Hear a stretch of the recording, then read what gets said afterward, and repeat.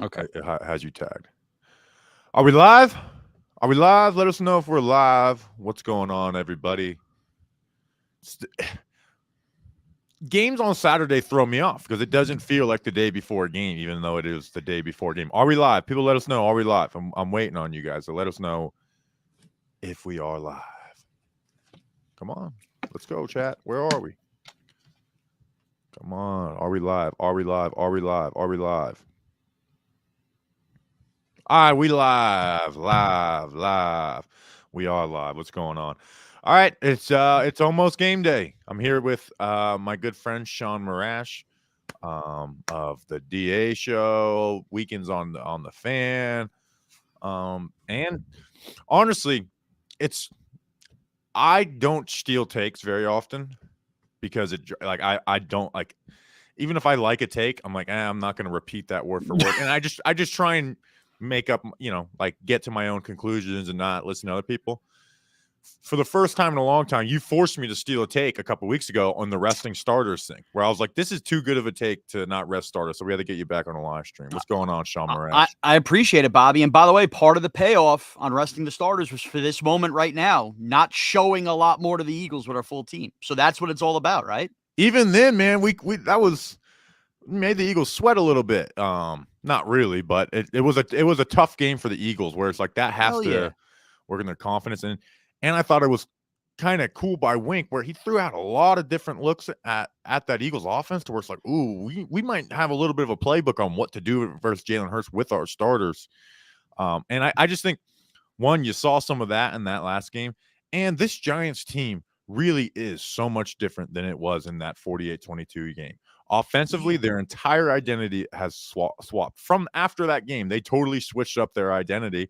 And then on defense, they actually have switched their identity up a little bit. But the main thing is you got Adoree Jackson, you got Xavier McKinney, you got Leonard Williams, and even Jared Davis, who played really good in that Eagles game. Like And the way more Giants team is Landon very Collins now, different. too, Bobby. Way more Landon Collins now, too. And I think he's going to play a big role on Hurts in this game. More land, like then that we're in a point now where they're playing Tony Jefferson and Landon Collins on third Yeah. downs. Like this is a big different. This Giants team is very different. Daniel Jones is playing his best ball, and if you believe in your quarterback, you kind of always have a shot, and that's why I go into this game. I think we have a shot. It's not necessarily the defensive stuff absolutely helps, but I'm not going into this game like we can win because of the defense. I think we can win because of our quarterback. Yeah, I think you go into this thinking, okay, they're going to get a much better punch on defense. And also 48 points, we're talking about a stupid drop punt and the Julian Love non-pick stuff that didn't happen all year. So Yeah. it's not as if 48 points were strictly on the defense. But look, if this game gets into the low 30s, which we don't want it to get to, I have way more confidence now that the Giants can strike and score. I mean, the way Isaiah Hodgins has come along, and I love what Dable did to Slayton at the end of the game Sunday. I mean, he still has all that burst, and you guys have talked about it this week all along, too. Richie James really wasn't even that big a factor versus Minnesota, but we know he'll be there for the quick outlets. Like this unheralded group that we keep looking to upgrade, and we will upgrade, we have way more confidence in the way Jones is throwing right now. Yeah, I think Richie James is going to be huge because of that Eagles defensive line. And again, the Eagles are a much more talented team than the Minnesota Vikings. But I just, and they have Nick Sirianni is a good coach too. So, but they kind of are at this point they run what they run type a team, and the Giants are more like we will run whatever works for this game individually. Right. And we might see something that we haven't seen the first two times with the Eagles as well. So I can't freaking wait. Honestly, I think the Wink Martindale being a part of this and obviously Dable, like that just gives me so much excitement that we could see a totally different look than we see. Now, I think you will see obviously Jones throw a lot of early first down stuff, make sure that we're not in these long to go territories. But I mean, look, last week, I know the swing passes count too, but 9 carries for Saquon Barkley. I mean, they could obviously run the ball a lot more this week should they choose because the Eagles still, can't really stop the run. I am so anxious to see what this coaching staff has come up with this week. Yeah, and that first Vikings game, there was no design QB runs. The Eagles game early in the year, there was one design QB run, and the Eagles are actually like bad at stopping the quarterback run. So, um, I'm very excited for it. Tuto, what's going on? It's a massive salutes and respect to Big Boss Bobby and Sean and all diehard Giants fans in the building from Munich, Germany, and F all. Are you Tuto? Don't pay for it. But are you going to the game, Tuto? So if you don't know who Tuto is, he he's international, and him and his like boys like come to one game a year, and they are fucking like ripped up, and they will go in there and start shit. Like if you were a Giants fan, you're a little worried about your safety in the Eagles game, like just kind of like revolve around those guys, and Well, nobody they will got mess that with you. German soccer fight toughness in them. I think that's Basically, great. basically, like they're real deal shit. This isn't the guy that flew from Europe and went to your watch party last week, is it? No, no, it was crazy. That guy messaged me, Severine. I hope I'm pronouncing that right. If there is a someone German in the chat, tell me if I'm pronouncing it correctly. Um, he asked, he's like, should I come? And I was like, I'm not going to advise anybody to spend that type of bread, uh, on anything, right? Like maybe for like a family member's wedding or something, but that's basically it. And he's like, fuck it. I bought the tickets. Like, all right, see you there. So That's unbelievable. And imagine flying from Europe to the United States and saying, I'm going to the Talking Giants watch party and not just going the extra mile to go to Minnesota to go to the game at that it'll point. be a good time. That's Uh, awesome. I asked you last time, why are you coming to the Talking Giants watch party? I am not. Look, and it's not an anti-Talking Giants thing. I've told you. I Yeah, have it my is. crew I watch Giants games with. I got to stick with them. Matter of fact, we're doing a full-blown tailgate in my driveway all day long.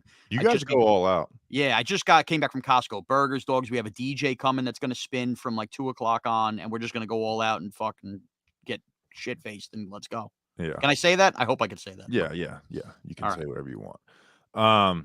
Let's see. Do we know the status for Aziz yet? If he plays, would he be playing his usual snap counts or less? Duggan said that they might put him in just pass rush situations, which is Man, a help, but it really sucks that we're here. And here's why I don't like live streaming a ton. It's because you end up repeating the same things over and over again. But I've yeah. said it on live streams twice this week. I'm getting a little worried with Aziz that he has Kadarius Toney disease, where he doesn't have like an injury he battles with. He has a different injury every single week. Look, I'm not ready to write off Aziz the way I kind of wasn't even ready to write off Tony, but this year I basically am ready to write off Aziz. For whatever we get from him tomorrow night, whatever we get from him, hopefully in an NFC Championship game, to me is completely gravy. I can't go in there and roll out and expect that I'm going to have the two bookends with Thibodeau and him right now. No, and the thing is, Aziz was really good in that first Eagles game. Yeah. And they lined him up. He had that sack that forced the block punt by the Eagles.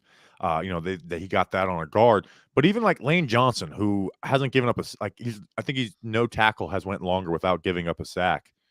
Let's see how healthy he is though in this game. Let's calm down. Aziz played well versus him. Yeah. Again, didn't get a sack, but he had good reps versus him. But yeah, I am like Lane Johnson does have a tendency I've throughout his career where he comes back from injury and it's like, oh, this guy's tough, and then the second quarter and he's out of the game. So that's tempting. Dude, I'm not, honestly, Lane Johnson's a loser too. I was sitting there the night he was drafted at the press conference at Radio City, and this guy, the moment he got drafted, one of the questions that was asked to him was like, "How do you feel about going to play for Philly fans?" And I swear to you, he had the dumbest answer I've ever heard all time from a player. He actually said out loud, after I saw the movie Invincible, I really fell in love with Eagle fans to see the way they reacted in that movie to Vince Papale. It was a Disney movie, bro. I know it was a real story, but those weren't real fans in the movie. He literally judged his whole basis on going to Philadelphia on a Disney movie. Good movie, but can we get serious? I can't take a guy serious who judges his fan takes on a Disney movie. Yeah, but he is really good though. He's good. Screw you. Bad, whatever. Groin. Let's go. Bury him. Yeah. Oh, yeah. Timon Fox runs him over in this game. Wait, Aziz Ojolari wasn't ruled out, right? Here's the thing. What No. sucks about me being in New York is I don't keep up with like anything that's going on. I kind of just get lost in the last I saw the late salsa work. today was that like there's still a chance he could be scratched, but the same thing that you had said, like basically you're going to see him in limited roles. It's all about pain tolerance, which again, pain tolerance, dude, it's the playoffs. Let's go here. Yeah. Let's see. Where's the injury report? Aziz are likely to be on the Giants later Thursday. Where is the injury report? Tweet the injury report. Be reported. So there's definitely a fake injury report that says Leonard Williams and Aziz are out. That's definitely fake. Oh yeah, I know how to sniff out fake. By the way, Wes Steinberg, your most recent tweet is just too unbelievable. That you got it. What happened? Somebody else stole food from a cafeteria? No, he said that the Giants-Eagles game is likely to be canceled because of the Eagles cheating allegations for the kicker thing. You know what that reeks of? That really reeks of Wesley Steinberg can't believe how many people still are falling for him, and he gives up now, so he hopes that this is the one that makes people finally commit. I like that. Yeah, so nobody out, nobody doubtful, and then Aziz on questionable. So we're good. Adore was a full participant with his back. He When better be the way he was dancing around a practice huddle. I don't want to hear anything about your injury. dude, having Aziz back was Tuto, he's not going to be there. I told you not. Tuto, man, he super chats a lot, and I tell him not to, but he does. He's a nice guy. All right, so let's get some question. I got it. All right, make sure to come say hi. My head spins at those events, so make sure to get there Billy's is early. huge too, man. That's my spot pre-Yankee game. You guys are gonna have a blast in that place. Yes. Big screens on the side. Yeah. This one will be more. Honestly, this will be more what I'm looking for. Mr. Purple was definitely very nice, but Yeah. that kind of is the issue with the football crowd. It was very nice, and drinks are expensive and stuff. No, Billy's is meant to have beer spilled on the floor. Billy's is Mhm. probably, if anybody who's never been there is going out to your thing, you've never actually been, or did you stop by? No, I haven't been yet. It is, from the outside, you would have no idea. It is one of the most stunningly huge places once you Heard it walk used to be in. a bowling alley. Yeah, and when you walk in, like, you're like, "Oh, how is this place?" And all of a sudden, it just you get in there, you're like, it looks like the size of a Home Depot, but from the outside, it looks like you're going into, like, a small house.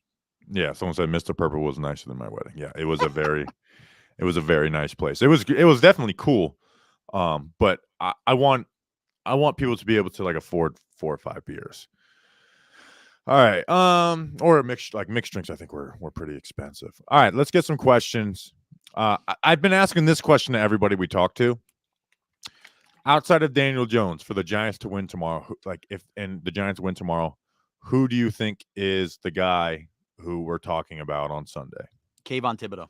Kayvon Thibodeau. We need it. We need it this week more than other sacks, weeks. man. I look, you could give me all the QB hit, hurry stats, all you need. The Giants need at least one, if not two, game-changing, drive-changing sacks tomorrow. They can't not have that like they didn't versus Minnesota. And honestly, Thibodeau's their prime player, right? We picked him 5th overall. Let's go. Go get one. And here's why I think he's more important this week than other weeks. Jalen Hurts can struggle with some edge pressure, like specifically edge pressure. And then I love Big Dex. That Eagles and Jason Kelce did well with him in that last game. Jason Kelce did well. Now they lined up Dex on the guards, and he ate versus those two cats. But the good thing about Dex is, most games he can dominate play in, play out, no matter who they line up. Jason Kelce knows how to, he's a really good center. He's around for a reason. He was a guy I was praying that was going to retire in the offseason, was sad that he was coming back. So we need that edge pressure. I think Leonard Williams is key too, because he is going to get those one-on-ones with the guards. And Bobby, the other thing that we've seen Kayvon Thibodeau do at times this year, which worries me a little bit, is he gets so salivating at the sack that he can break containment. And one of those plays where he cuts to the inside and they're just already rolling out to avoid Dex. That could become a 20-yard run for Hurts. We can't have any of that either. Yeah. He needs sacks, but he also needs to play a little safe football and containment too. Yeah. I'm interested to see how healthy Jalen Hurts is. I don't care if he's not on the injury report. Is he this is what's going to tell how healthy Jalen Hurts is. Not if he's running or not. If they are running that QB power up the middle type stuff, because that is where you get tested with your injuries and stuff. You can run and be like, hey, I'm going to take a hit here and live with it. I would honestly, man, I would be fine with taking a 15-yarder early in this game if the hit is right on the shoulder, just to kind of put the doubt in his head to set the seed for the rest of the game. I agree. People don't like when you say stuff like that, but it's the truth, totally agree. And it's something that is definitely being told in the locker rooms. Test that shoulder. We were just talking about this all the year. Brandon Jacobs was with us at WFAN this week, and Brandon Jacobs said in that Packer 07 NFC Championship game that he knew when he ran that play where he ran over Charles Woodson that, by basically cutting one way the outside, he could have followed a block and got another 20 yards. And he basically wanted to let every Packer know you were going to feel every punch in this game. He said, I wanted to let the marketing department know that they were going to feel this all game. And because that was early, he felt like it set a tone. I think that plays into Hurts here because he's hurt. Make him feel it. God, I love Brandon Jacobs. He's the best. All right, you know what? I'm going to not stop asking you because every time I say that, he keeps doing. By the way, with all my surgeries, I'll be ready to go May 1st. Please suit up and line up next to Dex, Tibbs, Leo next season, and I'll promise there'll be. Yeah, I'm more of the Danny Shelton type football player. So at this point in my career, especially on defense, let's see. Let's get some questions. Do you think Boston Scott scores? Here's the thing. I think the Eagles in that last game, like Boston Scott's got some early touchdowns down in the red zone. I think they know now, and they're like, let's keep this streak alive for Boston Scott. To like, it's now like personal, where it's like we have to keep the Boston Scott touchdown streak alive. Yeah, I mean, he came in so early in that game to have that. That they could do that. Honestly, I think if Boston Scott scores, we lose because to me it means still it's at the end of the game where we're maybe down 7, down 10, and that's like the burying final touch on our grave, which would really piss me off. Yeah, you know what I will say though, the last time the Giants beat the Eagles, who fumbled the ball on the last drive of the game? Was it Boston Scott? I don't remember that. Boston Last Scott. year? Yeah, I think Julian Love may have forced it out. It was the game where DJ got hurt his neck. You think Polk going to get some run and be effective? No, I don't know if that's a serious question. So what they're doing with the practice squad elevation? So when you see the practice squad of elevations this week, that is them just giving a bonus to Game checks. some. Yeah, they're Like just giving. Pimpleton last week. Yeah, they're giving bonus to like guys who have been on the practice squad all week because it doesn't count against the salary cap in the playoffs. Yeah, I think like Deshaun Corbin got one last week too. Let's see. So yeah, and then on offense, who's the receiver that you think like who ends up with the most yards tomorrow? Because I think there's a lot of times they come away from a game like super excited about Hodgins. Like Richie James had more yards, Darius Slayton had more yards. Yeah, I actually think it will still be Hodgins. I think by saying somebody other than that, like I understand that Richie James can have a lot of these short, quick routes, and I think that Slayton obviously has the big playability in him. But I think Hodgins is the hot hand, and there's no way to deny that right now. And he's just against these corners specifically, he's the best route runner. So I think he's going to have plenty of these targets. Like Hodgins is going to have, I think, like 7 catches tomorrow. I think that's going to tally up, and maybe it adds up to his Sterling Shepard's calling him a honey bunny now. I didn't see that. They absolutely need that from Hodgins. Like Hodgins can't just be 4 catches, 38 yards tomorrow. Like they need a big presence out of him. Yeah. I mean, obviously everyone needs to step up tomorrow, but I think Hodgins is someone where it's just to keep versus this pass rush. Like guys got to win quickly, Yeah. and like I think this is like Slayton. We need a player or two out of him, but I'm not expecting to get Slayton super involved like we kind of did versus the Vikings because again that pass rush by the Eagles is just deadly. And remember, there's going to be an unsung hero in this game. Once these games start getting these runs, we've had them all the time in these runs. There's always one guy in one game you're like, wow, I can't believe he made that play. I mean, Tyree's the most obvious one from the Super Bowl, whether it was McCorders versus Dallas in 07. I kind of think also, man, I know you guys have talked about him.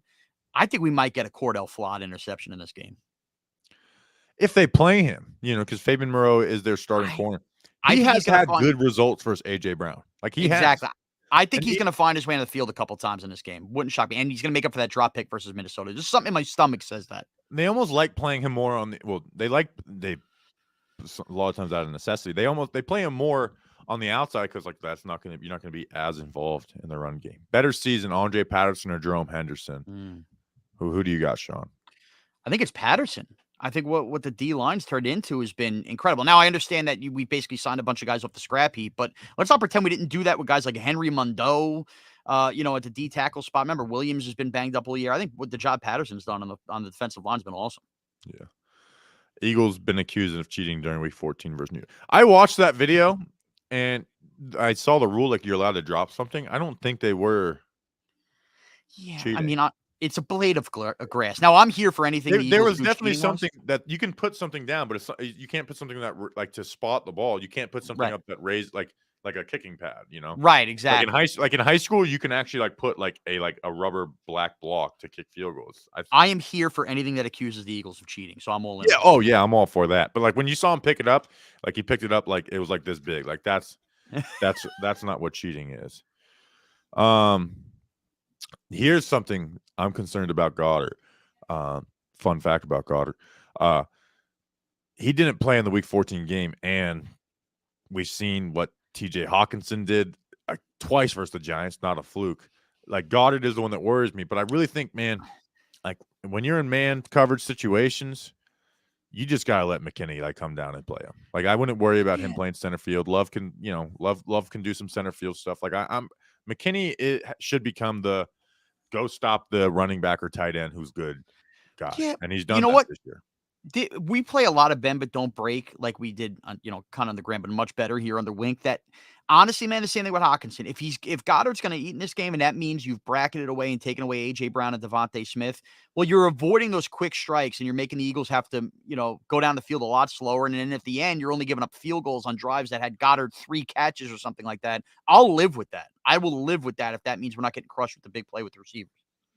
How do we help Neal out? I think throwing on first down and Daniel Jones running, right? Like Totally. Daniel Jones running is my way to help out Evan Neal. Like keep them on their toes about the scrambling, making sure because like obviously you don't want Evan Neal to be bad, but there was times in the Vikings game where Evan Neal being bad led to some better results because Daniel Jones would escape the pocket, step up, and like that Hodgins catch, and then I obviously agree. DJ's just keeping in and scrambling himself. So that's the thing. Justin Pennick says, fun fact about Dallas Goedert, Bobby Sucker punched him in the face in South Dakota. It's a great fact. That is true.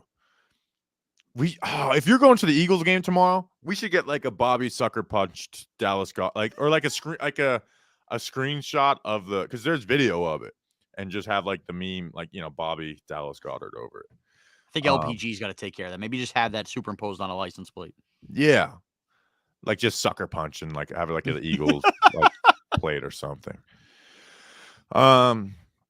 Does DJ run more or less than last week? Now, last week it says 17 carries. He actually had 13 because he kneeled the ball down 4 times, which I feel like I don't mind like fact splitting and stuff for stats. Like I like to have a clean stat book. I feel like the NFL's got to do something about the QB kneel stuff in the stat book. QBK, a QB kneel down, or whatever the heck you want to call it. Exactly. That being said, less 13 is a lot. That's all. I mean, he had 4 more carries than Saquon Barkley in the game. I don't know if we'll repeat that, but I do expect him to have like 7 or 8. Let's see. How early in the game will there be a scrum on the field involving Nick Gates? Hopefully early. And we had Chris Rose on, who's going to do like the NFL highlight show afterwards on NFL Network. And I was giving him like good keys on when to drop a Talking Giants versus the world. Like if there's a Nick Gates scrum, like that's a good one to do. Let's see. Let's get some questions. It's crazy that Nick Gates also is playing in the divisional round after what happened to him last year. Just insane. At guard too, not even center. Yeah.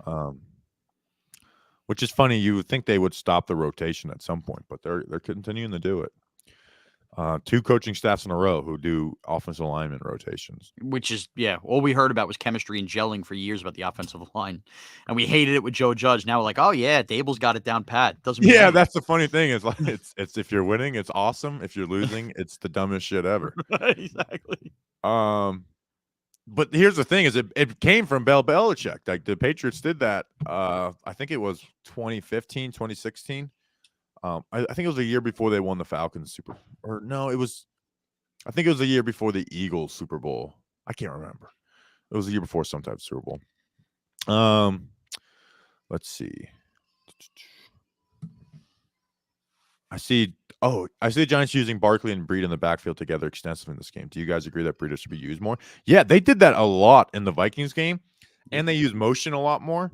And I think motion can get overrated at times because it's like, you know what, just kind of line up and have everybody in the right place. But for the Giants that are a team that's disadvantaged, I expect, because one, you want to get Saquon Barkley involved. So like how do you get Saquon Barkley more involved without them, just running it up the gut? But you still got to run the ball up the middle. Yeah. Well, throw a lot, like make their linebackers throw a lot of misdirection at them. And their D-line just plays like really aggressive where they can be taken advantage by some smoke and mirrors. I remember when those two are on the field, obviously they're on the field with Jones too. You can look at it like you have 3 running backs and the threat of a pass on the field at the same time. How do you guard against that? Yeah, and that was the most we saw all year long, and it worked. So I expect to see it again. By the way, that Matt Breida speed sweep that had worked like easily all year long. Like Breida's gotten it, and the playoff one he had to make the one we sweated out the most. Let's see. If Fedora is on AJ Brown and Darnay is on Smith, like Justin said, then who would you mainly have cover their third wide receiver? I mean, it's going to be Moreau, starting corner. I do not like the idea of just letting Darnay on Devontae in the slot. Like if they are going to put Devontae in the slot, like I'd almost look to get into some more man coverage stuff. Yeah, and again, like you mentioned about bringing up McKinney, they are going to have McKinney be an ultimate wild card in this game. Like if they do trust Holmes in the slot, it wouldn't shock me at all if that's in the headset and to McKinney, look out here, we can't get beat over the top, protect Darnay a little bit. Like that That wouldn't shock me at all. that's the fun thing about McKinney, and this was him at Alabama too. Like this is what he was. Is like you can put him in any situation because he's like the Yeah. rare guy who has the speed to play center field. He has the instincts and aggression to jump balls when he's in the Patrick Graham too high coverage system. And then you could put his ass down the box and he'd probably be the Giants' best linebacker. And And then you can man him up with tight ends. Like he is, like you said, he's an ultimate wild card player. And let's be real, I know the defense wasn't perfect last week, and I know that the Eagles are a better team. You're talking about an offense that still had Justin Jefferson, Adam Thielen, TJ Hawkinson, and we're going to really sit here today and sweat that Quez Watkins is going to crush us. I mean, Yeah. they are going to find a way here. They are playing with so much confidence on the back end, and Wink has them rolling right now. If Watkins plays well, it means Jalen Hurts is on his game because that was Watkins catches is when like there was that third down where it was like a third and long. I think it was even on the first or second drive of the game where Hurts is getting hit and he just delivers a Yeah. beautiful throw to Watkins. And is this Giants fan brain to where it's like, I know Jalen Hurts has had a great year, but we've also seen Jalen Hurts in his career be disastrous. Sometimes versus the Yes. Giants, sometimes in the playoffs versus the Bucks. And I do think that is capable within him. Like Yeah. I think playoffs are different for every different guy. It's why I like DJ. Like going into this playoffs, I was like, man, it's just something about him that's cold blooded that he's just going to be him no matter what. Like he's going to be his same game. Yeah, he will be unflappable. And Bobby, like to me, that's the $1,000,000 question about this game. Nobody is denying how great the Eagles were all year, but it is asking a lot. They had the bye week, which they earned. But basically, Jalen Hurts playing kind of in that Week 18 game where the Giants confused him, and then them not having him play and, kind of sputtering at times before. Remember, they had the close Colt game, Bear game. We haven't seen the great Jalen Hurts with the Eagle offense in well over a month now. Yeah, The assumption that that team can just flip the switch on Saturday night against a red hot team and just go out there and cook offensively. I mean, that feels like a big ask. And oh, by the way, if the Giants come out and give you a big passion effort like we expect them, if they get off to the hot start, let's say the Giants go bounce, it's 14-7, all of a sudden, those Eagle fans are going to get very restless, drinking for 12 hours, start booing. Jalen Hurts can get very tight in that spot, too. I think it's a big, big assumption and ask to think that all of a sudden Jalen Hurts and the offense is just going to flip a switch and go back to the way they were in November. You know when his last good game was? The Giants? The Giants. Yeah. Since then, he's played 2 games. The Bears, where he completed less than 60% of his passes, had 2 interceptions. And then the Week 18 Giants game where he didn't play well. That's a long time ago. So yeah, and 3 of his last 5 games, he's completed less than 60% of his passes, which is like he's been super efficient on the year. They balled versus the Titans the week before the Giants, but again, that was the first week of December. So yeah, like there is, I'm not going out there and like tweeting it, being like Jalen Hurts, good chance he's going to suck tomorrow. Like I don't have that, but you have to have it in your head that like this is a guy who's capable of having not even disaster games, just like disaster games where he's throwing a bunch of picks, just bad games where he's just missing guys, or he'll make like that Dane Belton interception in the Week 18 game. That was like that's one of those like what the hell is that stupid type of thing. The same interception he had versus Tate Crowder in last year's game, where it's like what is that? So the playoffs, man, have a weird way. Like quarterback is such a mental position. Like the playoffs, I don't think playoffs are much different for defensive tackles, right? But for quarterbacks, it is different because it is so mental, and one mistake can fuck you. Seriously. Yeah. So by the way, I'm excited to play Jalen Hurts. By the way, let's not forget Jalen Hurts on a national championship game also melted, and they had to bring in Tua in the second half of a game. People forget that too in a big spot. That's true. In fact, I'm gonna go look at. Let's see. Remember when they brought him in because Tua? Remember everybody at halftime that night going, "Oh my goodness, they got to make a change at quarterback," and they did, or we were kind of surprised they did, I guess. And Hurts sucked, and Alabama rallied behind Tua. Yeah. You know what? Can't tell me that. I know it's a different game. It's college football, but that's a big spot. Dude, you know what you're making me do right now? You're making me look up Jalen Hurts college football reference 2019 because they went to the playoffs that year in the LSU. He completed less than 50% of his passes in that game. Thank you. 0 touchdown. Woo! 2 live streams. I gave you something now, Bobby. 2 live. You've got me fired up. Like, if Jalen Hurts does choke tomorrow, he will never have my respect back until he goes into the playoffs. Because I've given Jalen Hurts a lot of credit for this season. Yeah, Like does the offensive staff and or personnel and coaching staff help him? Yes, it absolutely does. Playing quarterback for the Eagles is a great situation, especially when you are the runner that he is. But he had been a great quarterback this season. Like he's had great quarterback play. Like he's known where to put the ball at all places. He reads defenses and knows where to go. Like he's played great quarterback. But if he folds in this situation, I'm going to become a Jalen Hurts hater. Like I ain't believing it till I see it in the playoffs. Let's see. We'll go for a few more minutes. Yeah, Are you on radio this weekend at all? I actually am not. So I was going to originally do Saturday. I got caught. My wife has something early. I got the kids I'm dealing with, so I'm completely off this weekend. But I plan on doing a little pregame. I'm assuming on the fan before the NFC Championship when we're eventually there. There we go. Definitely, that'll be good. You just put like you just gave me some like some pregame nerves where you you just said that and it's like we're a 60-minute game away from being in that spot, which is dude. I'm totally embracing the moment. Bobby, let's be real about something right now too with Philadelphia because I've talked to enough people. The Eagle fans have pissed me off. I don't know how you feel because you're down in Florida, so maybe you have a little bit of a disconnect for what teams you hate the most. I hate Eagles fans when they're playing the Giants. I don't hate them as much as everybody else year round. Yeah, I mean, look, Cowboy fans are super annoying, no doubt about it. But like, I think Eagles fans are more annoying than Cowboys fans. Like these Cowboys fans are just like our team is good type of thing. Eagles fans are like they are like the craziest scumbags, but also pussies about it. Like we're not that, but we're not that bad. And look what you did. I agree, man. Like we had Ethan on yesterday, and he had a tweet that said, who hates me, by the way, for no reason. Really, I didn't know that. Yeah, he said Kayvon Thibodeau like Snow Angel Jalen Hurts to death, and all these Eagles fans are got all bent out of shape. Oh, this is not right. You think you want someone to die on the field? It's like shut the fuck up. Meanwhile, they want to literally kill people in the crowd, but we can't talk about. And anytime like another fan base does something bad, they're like, oh, but we threw snowballs at Santa. It's like, how about this video of you guys bludgeoning some random older couple with snowballs for like 5 minutes straight? How about that's much worse than throwing snowballs at Santa? Santa's just a fun headline we go at. You guys trust me. We got a rap sheet of many things you do worse. How about at a Philadelphia Phillies game where your buddy got kicked out of the game by a cop who was sitting off-duty cop who was at the game sitting behind you because you were too drunk. So that guy decided to gag himself and throw up on the cop's daughter. How about that? Crazy. And the Ranger fan that night after the Winter Classic getting the crap beat out of him at Tony Luke's or whatever after. I mean, they're idiots. Ryan Connolly says, sorry I'm late. Giants come to stop them out. Appreciate you. Hope you're doing well in Minnesota. A funny interaction when Ryan Connolly was cut. And obviously that was every cut down day. There's one guy where fans are happy with it. And so we're always, for when waiver wires, we're looking to see who they got claimed by. And I just found a random Twitter account like Ryan Connolly was talking about like smoking weed or something. And I quote tweeted and like, this is why you were cut, bro. And Patricia Train was like, that's not the actual Ryan Connolly.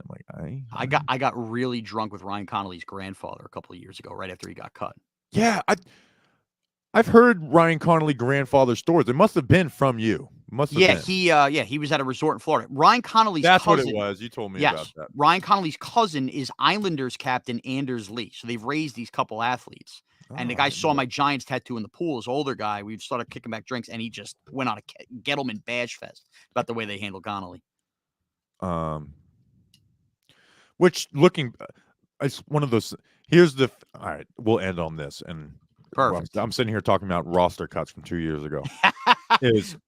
I don't get triggered online maybe once or maybe twice a year. Like actually, I would say I get really triggered online about 1.5 times per year. Every other year, there's something in season that drives me nuts, and I go on a podcast, and I'm just like, fuck Twitter. Like this year, it was the Cowboys Thanksgiving game where they were I can't remember what it was, and then the Bucks Monday Night Football game from 2020. The only other day every year, why it's 1.5, is cut down day, because like a Quincy Roche, for example, where it's like I 100% vehemently disagree with this. That does not mean I think that player is a great player. But I believe every roster spot matters. And I think the Giants right now would be a better team with Quincy Roche. What has O'Shane Zimmons done this year? Nothing. I agree. Nothing. It one doesn't mean I think it's the biggest deal in the world, but I do care about it. and people will be like, "Oh, look at they'll say like with Ryan Connolly, like, "Oh, look, remember how mad you were about Ryan Connolly?" And I will say, "Remember how mad you were when Devontae Downs was starting at linebacker for us?" That's why I care about Ryan Connolly. And he was a 4th-round draft pick. That's a high draft pick, and they cut him 1 year later coming off of an injury. Like, I feel like that guy deserved a little bit of patience, I even if he wasn't gonna be the next Lawrence Taylor. I just love that we've gotten to the point where we're 26 hours from kickoff, and it took a Ryan Donnelly tweet or or message in to start breaking down Ryan Connolly. I think we got It's bigger fish to fry. like I said, it's the only thing that triggers me online is cut down day, because you just get fans shouting at you like, "Oh, you think this guy's the next Lawrence Taylor?" It's like you're not listening to what I'm saying. You're purposely missing the point, and it's the most annoying thing in the world. It's like, I'm sorry that I care about every spot on the Giants roster. I agree, man. I agree. Like David's fans, I didn't even see David Sills when he got cut in 2021, and we came on the radio and compared him to the Taliban or his fans The from the Army? Taliban. Yeah. I didn't get mad about that. So it's reasonable. It's not just looking at like when Alex Bachman gets cut, I'm not freaking losing it out, being like, "Oh, look how good he was in the preseason." Like, no, I'm talking about guys Right, in comparison to who was kept over. yeah. Exactly. So I think the Giants would be a better team if they played Quincy Roche tomorrow, and that can make the difference between winning and losing. You never know. You never know. All right, Sean, appreciate you jumping on.